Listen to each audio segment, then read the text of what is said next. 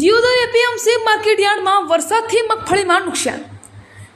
ગુજરાત રાજ્ય સહિત બનાસકાંઠા જિલ્લામાં ચોમાસાની શરૂઆત થઈ ચૂકી છે, જેમાં જિલ્લામાં ગત દિવસે સાંજે દિયોદર સહિત અનેક વિસ્તારોમાં તેજ પવન સાથે અડધો કલાક સુધી વરસાદ પડતા નીચાણવાળા વિસ્તારોમાં વરસાદી પાણી ભરાયા હતા।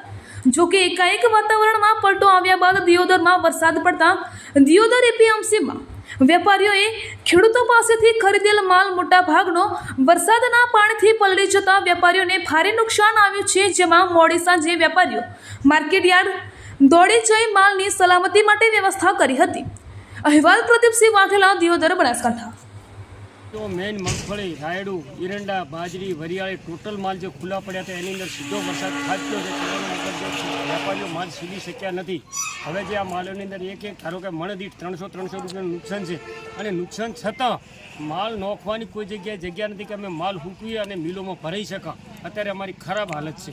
વરસાદની આગાહીને લઈને માર્કેટ યાર્ડ દ્વારા કોઈ તમને સૂચના આપવામાં આવી હતી? આપવામાં આવી હતી 14 તારીખ, 15 તારીખ અને 16 તારીખ, પણ એવી ખબર નથી કે આ 13 તારીખે આ વરસાદ અચાનક આવશે। શું નામ આપણું? અમરાભાઈ વિહાભાઈ પટેલ।